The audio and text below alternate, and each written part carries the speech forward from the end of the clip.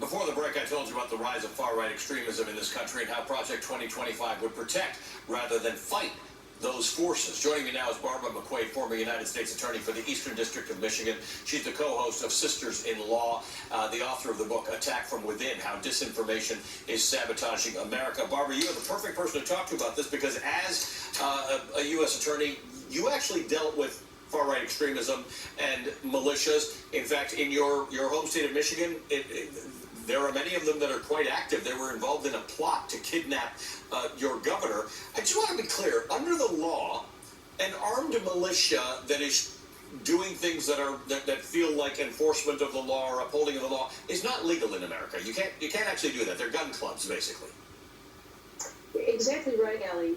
Most states forbid drilling with firearms, parading, and wearing the insignia that suggests that you're a law enforcement officer. For obvious reasons, it can cause confusion and it can create danger. What's difficult, however, about enforcing it is, as you said, our First Amendment right to free association means that if you are a member of a gun club, you are entitled to go get together and practice shooting. And so, as a result, the enforcement of those laws has been really quite lax. Let's talk more broadly about this area about the Department of Justice as it relates to far-right extremism.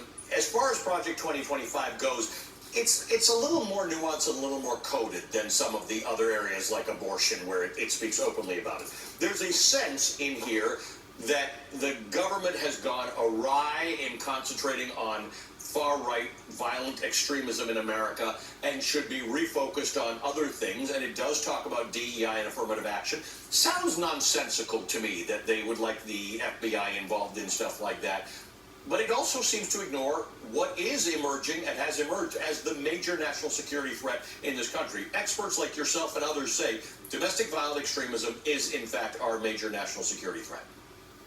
Yeah, the U.S. Department of Homeland Security has identified domestic extremism as the top threat to our national security. And, you know, you get a sense of where this document is coming from, even in this chapter, where it uses phrases like the need to restore the FBI's integrity after the Russia hoax. It says the FBI is completely out of control. I think the only thing that has disparaged the FBI's reputation is lies by Donald Trump. In fact, if anything, I have found this FBI to be a bit on the timid side in terms of its preparation for January 6th, its willingness to search Donald Trump's Mar-a-Lago residence. And so I don't think the FBI needs to be reined in when it is going after violent extremism. And one thing that's really important to note, Allie, that I think this document probably purposely ignores is the FBI is not in the business of enforcing speech. It is in the business of enforcing conduct. And so when conduct is violent,